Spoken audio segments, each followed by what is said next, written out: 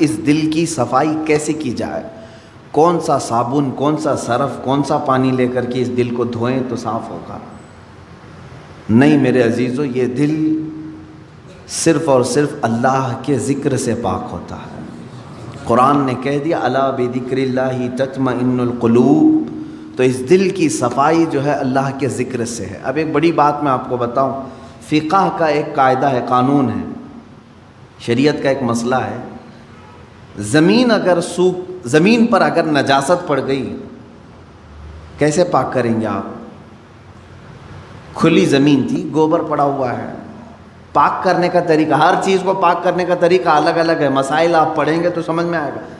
کپڑے پر لگے تو دھونا ہے، بدن پر لگے تو دھونا ہے، برتن پہ لگے تو دھونا ہے، الگ الگ طریقے ہیں سب نجاستوں کو پاک کرنے کا۔ کپڑے پر اگر نجاست لگی ہے تو 3 مرتبہ دھونا ہے آپ کو۔ کوئی غلیظ نجاست لگ گئی تو، نجاست کی بھی 2 قسمیں ہیں، خفیف اور غلیظ۔ غلیظ کا مطلب جیسے پیشاب، پاخانے وغیرہ، خفیف کا مطلب حلال پرندوں کی بیٹ وغیرہ۔ تو یہ نجاست کو دھونے کے الگ الگ طریقے ہیں، لیکن ان میں سے اگر کہیں زمین پر نجاست لگی تو اسے کیسے دھوئیں گے آپ؟ کھلی زمین، میدان ہے باہر اور نجاست گر گئی ہے، اس کے پاک کرنے کے 2 طریقے بزرگوں نے لکھے ہیں، فقہاء کرام نے لکھے ہیں۔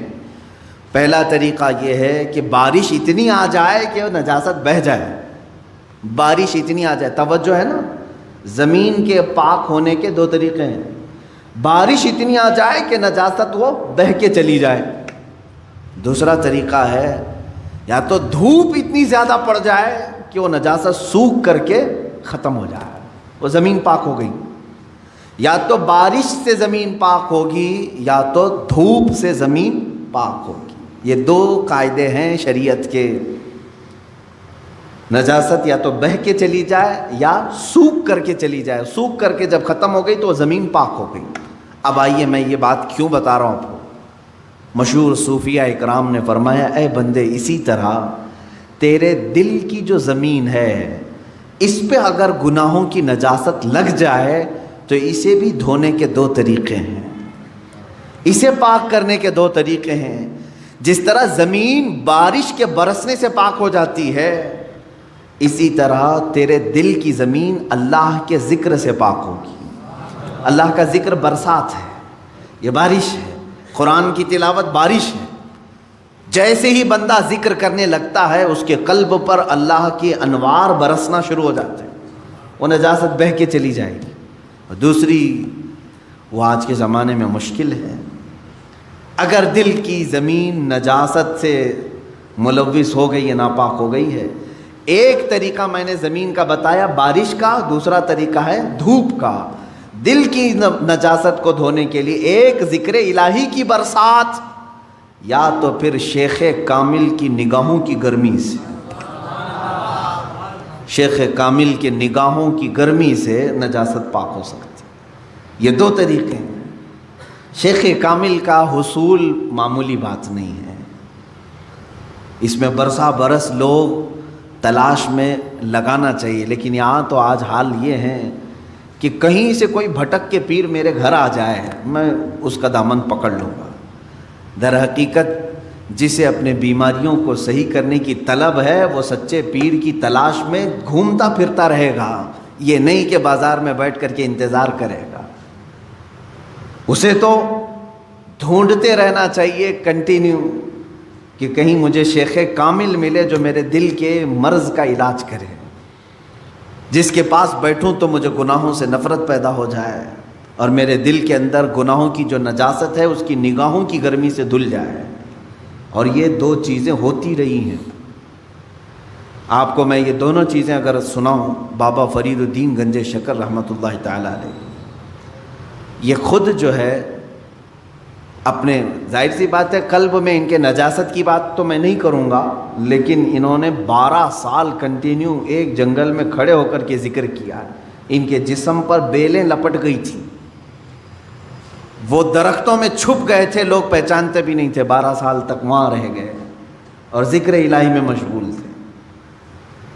اور اس کے بعد ان کے مرید صادق محبوب الہی نظام الدین اولیاء رضی اللہ تعالیٰ، جو حضرت خواجہ فرید الدین گنج شکر کے مرید بھی ہیں، خلیفہ بھی محبوب الہی، ان کا حال یہ تھا کہ یہ اپنے شیخ کی نگاہوں سے، صرف بابا فرید نے صرف ان کے قلب پر نگاہ ڈالی اور ان کی دنیا بدل گئی تھی، اور پھر وہ اس راستے پر ایسے آئے کہ اپنے وقت کے قطب بن گئے۔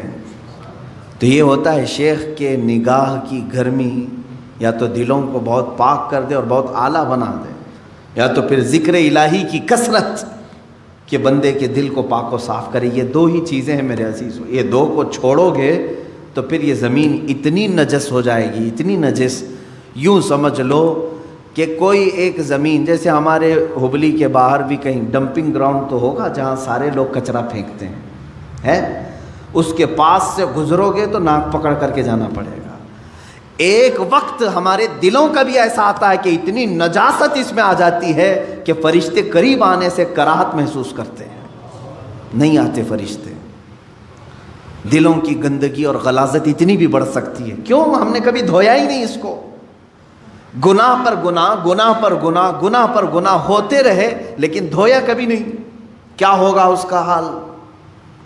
آپ ان لوگوں کو دیکھتے ہوں گے جو سادھو وغیرہ جن کے جٹ ہوتے ہیں بال، کبھی نہیں نہاتے بیچارے، نہیں نہانے کی وجہ سے بال پورے جمع ہو جاتے، ہوتا ہے، ایک دوسرے سے بال چپک کر کے مل جاتے ہیں، اور پھر اتنی غلاظت اس کے اندر ہوتی ہوئی، واللہ اعلم وہ کون سے طریقے پر چلتے ہیں، کون سا دین ہے مجھے نہیں معلوم، لیکن کنٹینیو اگر آدمی پانی بھی نہ لگائے بالوں کو تو یہ جم جاتے ہیں، ایک دوسرے سے مل جاتے ہیں اور پھر جٹ بن جاتے ہیں، کھول بھی نہیں سکو گے، زندگی بھر کاٹ کے ختم کرنا پڑے گا۔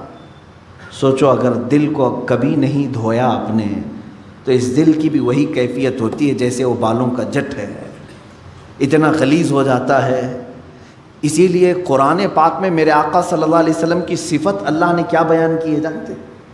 وہ رسول تمہارے درمیان آ رہا ہے، دیکھیں 3 جگہ پر آیت آئی ہے، یہ 3 جگہ پر، تینوں جگہ پر اللہ نے یہی بیان فرمایا، وہ رسول تمہارے درمیان آ رہا ہے، یعلمہم الکتاب والحکمت ویزکیہم، تمہیں کتاب اور حکمت کی تعلیم دے گا اور تمہارے دلوں کو خوب پاک کرے گا۔ حضور کی سب سے بڑی صفت اللہ نے 3 جگہ قرآن میں کیا بیان کی؟ تمہارے دلوں کو صاف کرے گا۔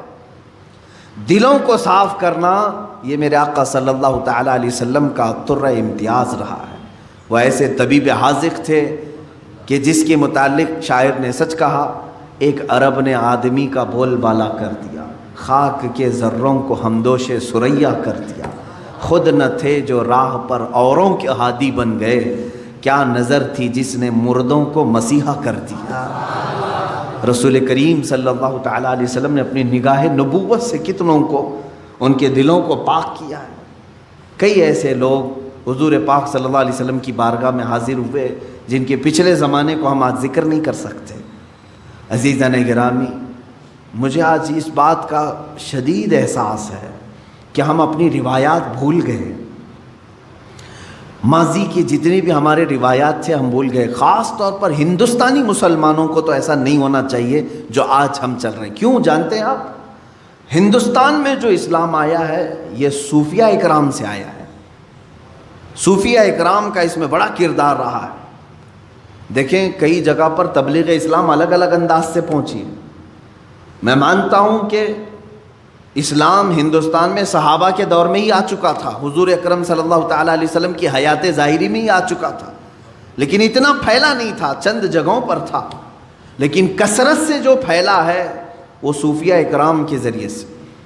سلطان الہند سرکار غریب نواز رضی اللہ تعالیٰ، خواجہ قطب الدین بختیار کاکی رضی اللہ تعالیٰ، محبوب الہی نظام الدین اولیاء ہے، حضرت خواجہ علاء الدین صابر کلیری رحمۃ اللہ تعالیٰ، مخدومان ماررا، مخدومان کچوچھا، مخدوم علاء الدین پنڈوی، مخدوم جہانگیر اشرف سمنانی رضی اللہ تعالیٰ عنہ مجمعین، مخدوم جہانیہ جہاں گشت حضرت شاہ عالم قطب عالم، یہ وہ اولیاء کاملین ہیں جو تصوف کے راستے سے اسلام ہندوستان میں لائے۔ اب یہاں ان کا طریقہ کار کیا ہوتا تھا جانتے ہیں آپ؟ دیکھیں ہم بہت چینج ہو چکے آج، ہم جو ہے صرف چھلکوں پر رہ گئے اور مغز کو چھوڑ دیا ہم نے. چھلکے ہمارے پاس رہ گئے اور مغز کو چھوڑ دیا. ہم آج جلسے اور تقریروں میں ہیں, لیکن یہ تقریریں کس لیے ہوتی تھی جانتے ہیں آپ؟ ایک بھولے بھٹکے بندے کو قریب کر کے سمجھا کر کے اس کو ذکر الہی کی طرف لانے کے لیے تقریر ہوتی تھی. ابھی جیسے اس سنت پر ادا کرنے کے لیے میں کھڑا ہوں, ابھی ہمارے ذکر کی مجلس ہونا ہے, میں اس ذکر کی مجلس کے تک آپ کو پہنچانے کے لیے بیان کر رہا ہوں. تو صوفیہ اکرام کے جو بیانات ہوتے تھے اسی لیے ہوتے تھے. اب بیانات رہ گئے, ذکر ختم ہو گیا. تصوف کی روح تھی وہ غائب کر دیا. خانقاہیں ہیں آج بھی, خانقاہوں میں سے یہ سارے ریت رواج ختم کر دیے گئے, کیونکہ بہت سارے خانقاہ الا ماشاء اللہ, سب کی بات نہیں کرتا ہوں, اب خامخواہ ہو گئے ہیں. پیر پیر بنے ہوئے ہیں, منگل بنے ہوئے ہیں. وہاں پر صرف پیروں کا حال یہ ہے دیکھا. پھر آپ یہ سوچتے ہوں گے کہ پیروں کا ٹاپک پھر شروع ہوا, اس لیے کہ نقصان بھی انہی سے ہو رہا ہے. جتنا فائدہ مشائخ اور پیران اعظام سے دین کو ہوا ہے, اتنا نقصان بھی ان سے ہوتا ہے. اس کے لیے مجھے بتانا ضروری ہے. اگر ایک ڈاکٹر کسی مریض کا علاج کرتا ہے اور دوسرا ڈاکٹر مریض کو موت کے گھاٹ اتارتا ہے, تو مجھے بولنا ضروری ہے کہ یہ ڈاکٹر موت کا کنواں بن جائے گا, یہ ڈاکٹر تیری صحت کا طبیب ہے. اسی طرح سے میں اس ٹاپک پر گفتگو کرتا ہوں میرے عزیزو, ورنہ مجھے پرسنلی کسی بھی پیر سے اس طرح کی الرجی نہیں ہے کہ میں اس کو بار بار یہاں پر لاؤں. جو پیر ہے نہیں, ہم تو اس کو خاطر میں لاتے بھی نہیں. لیکن جو لباس اوڑھا جاتا ہے اس کے لیے میں کہتا ہوں, سب جگہ اکثر خانقاہوں میں لینا بینک ہے, اور جو آئے وہ سب وہاں جمع کرے, اس کے علاوہ کچھ بھی نہیں. سب ان کا سارا مال دولت ساری چیزیں اس پر قبضہ کر کے سانپ کی طرح کنڈلی مار کر بیٹھ جائے, یہ پیر ہے. آؤ میں تمہیں بتاؤں, ماہرہ مطہرہ میں اعلیٰ حضرت جہاں سے بیعت ہوئے تھے, 12 سال تک مجاہدہ کراتے تھے خانقاہ میں رکھ کر کے, تب خلافت دیتے تھے.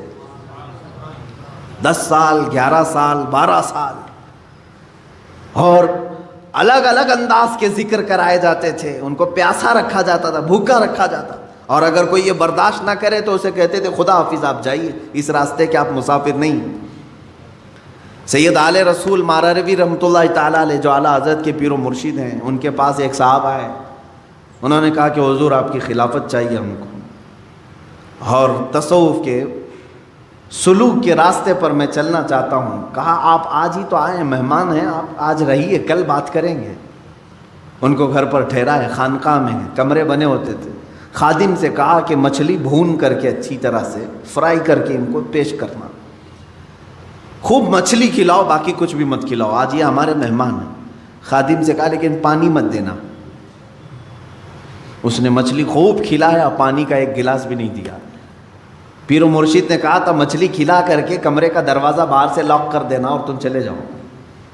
رات کو مچھلی کھلایا انہوں نے, پیٹ بھر کر مولانا صاحب نے مچھلی کھائی, اور پانی نہیں ملا. وہ چیختے رہے, چلاتے رہے. مچھلی جب پیٹ میں جاتی ہے تب بھی پانی مانگتی ہے, بہت تیز پیاس لگتی ہے, کیونکہ وہ پانی میں رہنے والی چیز ہے. جب پیٹ میں جاتی ہے تو تب بھی اسے پانی کی ضرورت ہے. وہ تڑپنے لگے, پکارا پکارا پکارا, کوئی نہیں آیا. چلانے بھی لگے, یہ کون سی مہمان نوازی ہے, یہ کیا کر رہے ہیں. وہ بیچارے رات بھر اسی طرح پیاس کی شدت میں تڑپتے رہے. صبح ہو گئی, پارا گرم تھا. صبح کے وقت خادم نے دروازہ کیا کھولا کہ اس پر حملہ کر دیا. کہا کہ یہ بھی کوئی مہمان نوازی ہے, یہاں پر لا کر کے مچھلی کھلایا, پانی نہیں دیا, میں رات بھر تڑپتا رہا. کہاں ہے حضرت تمہارے؟ حضور بیٹھے ہوئے تھے, سید آل رسول رحمۃ اللہ علیہ. وہ چیختے چلاتے ہوئے آئے. کہا کہ یہ کیسی بدتمیزی ہے ہمارے ساتھ, آپ نے ہمارے ساتھ ایسا کیا. بس حضرت نے فرمایا نرم ہو جائیں, نرم ہو جائیں, آپ بیٹھ جائیں. اس کے بعد ان کو پانی پلایا گیا. ان کو نذرانہ دے کر کے حضرت نے کہا کہ ٹھیک ہے اب آپ جا سکتے ہیں, آپ جا سکتے ہیں. انہوں نے کہا یہ کل رات کیا ہوا؟ کہا اس راستے کی پہلی پیاس برداشت نہیں کر سکے اور ذکر کے اور خلافت کے بوجھ کو کیسے اٹھا پاؤ گے؟ اب خلافت اتنی آسان کر دی گئی کہ ہول سیل مل رہی ہے، ایک کی لینے جاؤ 10 کو دے دیا جائے گا۔ عزیزان گرامی، اولیاء کاملین کے میں بات کہاں سے چھیڑا ہوں، میری بات یہ تھی کہ ہندوستان کے مسلمانوں کو کم سے کم مغز تصوف کو بھولنا نہیں چاہیے تھا، کیونکہ ہمارے ہاں اسلام آیا ہی اس راستے سے تھا۔ جانتے ہیں کہ صوفیہ اکرام اسلام کی تبلیغ کرتے تھے تو سب سے پہلے ذکر کی تلقین کرتے تھے۔ اتنے اذکار، تمہارے گھر گھر میں ذکر کی آواز آتی تھی، گھر گھر میں۔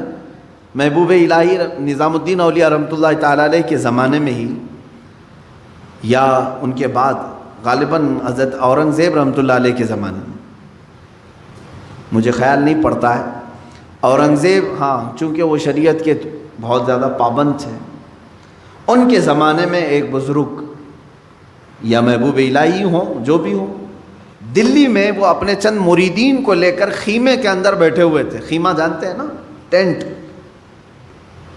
4 کونوں کو باندھا جاتا تھا زمین سے، زمین میں کوئی موٹا سا کیل گاڑ کر کے اس پہ خیمے کی رسیاں گاڑ کر کے رکھتے تھے۔ یہ عارضی ٹینٹ جیسے آدیواسی لوگ یا خانہ بدوش لوگ باندھتے، وہ بزرگ دلی میں خیمہ باندھ کر کے اپنے مریدین کو تلقین کر رہے تھے، اور وہاں سماج کی محفل چل رہی تھی، محفل سما۔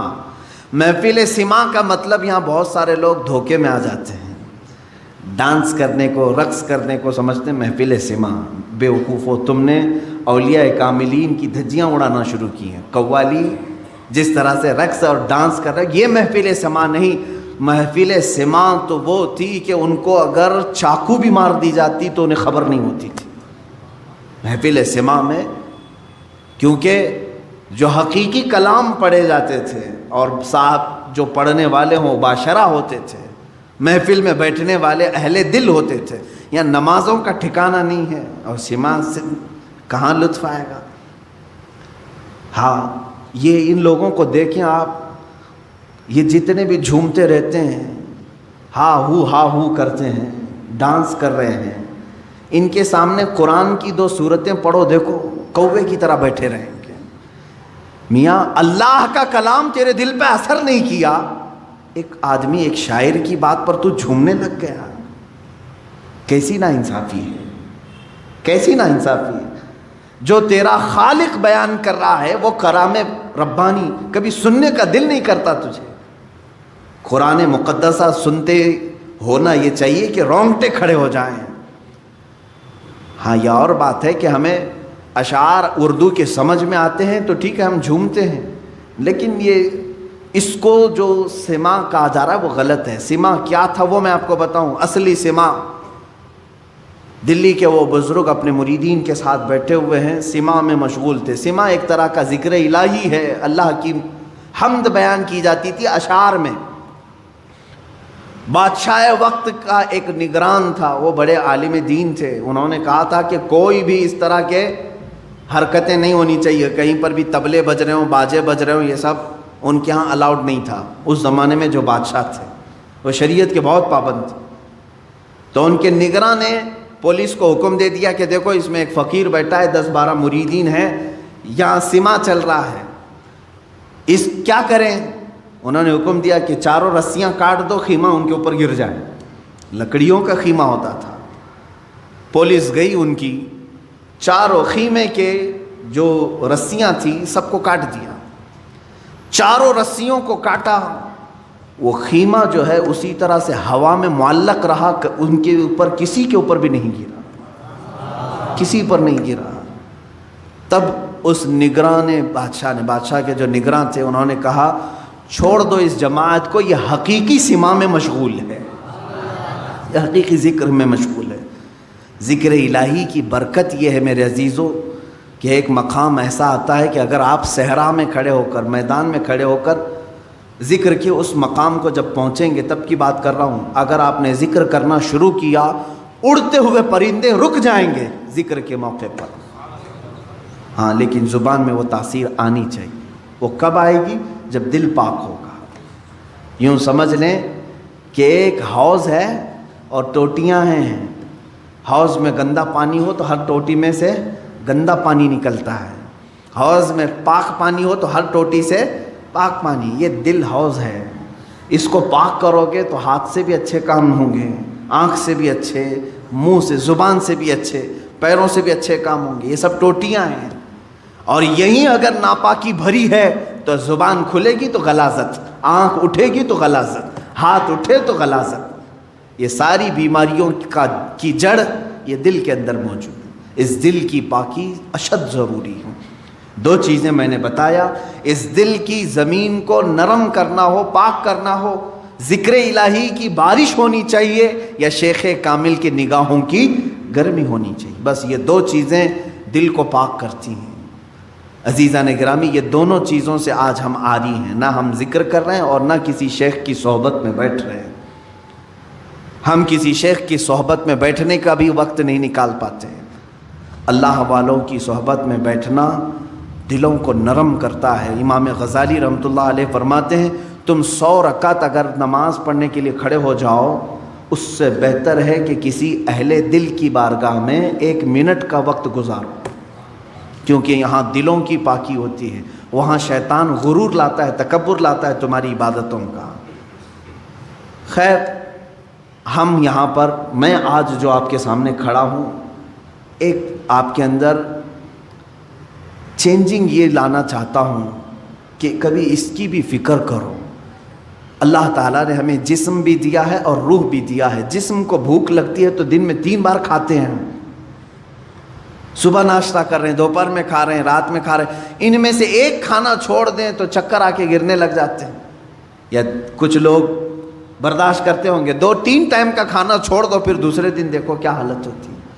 آنکھیں باہر آنے لگتی ہیں, ہاتھ پیر جھومنے لگ جاتے ہیں, کھڑا ہونا مشکل ہو جاتا. تمہیں معلوم ہے کہ جسم کو ایک دن میں بھوکا رکھوں تو یہ اتنی کمزوری آتی ہے.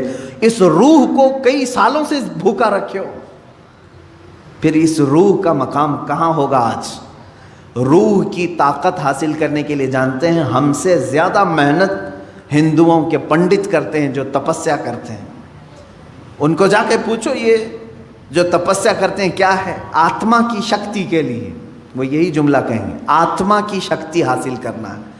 یہ اور بات ہے کہ وہ بے دین ہیں, باطل طریقے سے وہ آتما کی شکتی حاصل کر رہے ہیں, لیکن روح کی طاقت کے لیے دنیا کوشش کر رہی ہے. تمہیں تو میرے آقا صلی اللہ تعالیٰ علیہ وسلم نے پورے طریقے بتائے ہیں. تمہاری روح پاورفل کیسے ہوگی, طاقتور کیسے ہوگی. آپ نے کبھی محسوس کیا؟ اب میں آپ سے ایک بات یہ پوچھتا ہوں, ایک بھاری بھرکم, ظاہر سی بات یہ ڈیسک ابھی 2-3 لوگ مل کر کے اٹھاتے ہیں. ایک آدمی کو اٹھانا ہو تو وہ طاقتور ہونا چاہیے, طاقتور آدمی یہ اٹھائے گا. ایک یہ چھوٹا سا ڈیسک ہے, میں اس سے بڑی چیز کی بات کروں. ایک ایسا تخت ہے کہ 80 گز لمبا ہے, 40 گز چوڑا ہے, اتنا ہی موٹا ہے, اور اس پہ سونے چاندی جواہرات جڑے ہوئے ہیں. اور اس تخت کو اس زمانے کے 80 لوگ مل کر کے نہیں اٹھا سکتے تھے. سلیمان علیہ السلام کے زمانے کے ایک امتی نے تنے تنہا ایک ہاتھ سے اٹھایا اور پلک جھپکنے سے پہلے بارگاہ سلیمانی میں پیش بھی کیا. یہ واقعہ کہیں اور کا نہیں, قرآن کا ہے, 19ویں پارے میں موجود ہے. ایک ان کی بات. دوسری چیز, امت مصطفیٰ صلی اللہ تعالیٰ علیہ وسلم کے ولی کامل سلطان الاولیاء غوث اعظم عبد القادر جیلانی قدس اللہ سرہ الشریف, آپ کی بارگاہ میں چلیں. آپ کا حال یہ ہے کہ آپ ایک جگہ بغداد میں بیٹھے ہوئے ہیں, بغداد پاک میں بیٹھے ہوئے ہیں.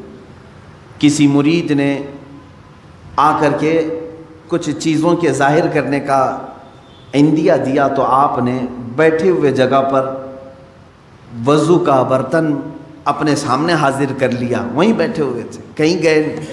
اس کے علاوہ آپ کا یہ فرمان کہ اگر میں کسی مردے کو ٹھوکر مار دوں تو اللہ کے حکم سے وہ زندہ ہو جائے. اب ان کے پاس کون سی طاقت تھی؟ وہ آصف بن برخیہ سلیمان علیہ السلام کے امتی, اتنا بھاری بھرکم تخت اٹھا کر کے لا رہے ہیں. کیسی باڈی ہوگی ان کی, کتنی طاقت ہوگی. یہاں شیخ عبد القادر جیلانی قدس اللہ سرہ شریف مردے کو ٹھوکر مارے تو وہ زندہ ہو جائے. کتنی طاقت ہے آپ کے اندر. طاقت کیسی تھی ان کی میں آپ کو بتاؤں. حلیہ اگر پڑھیں گے غوث پاک رضی اللہ تعالیٰ عنہ کا, نہایت ہی دبلے پتلے تھے غوث پاک. کثرت عبادت کی وجہ سے گردن کی ہڈیاں دکھتی تھیں. غوث پاک رضی اللہ تعالیٰ عنہ نحیف تھے, یعنی موٹا بدن نہیں تھا آپ کا, دبلا بدن.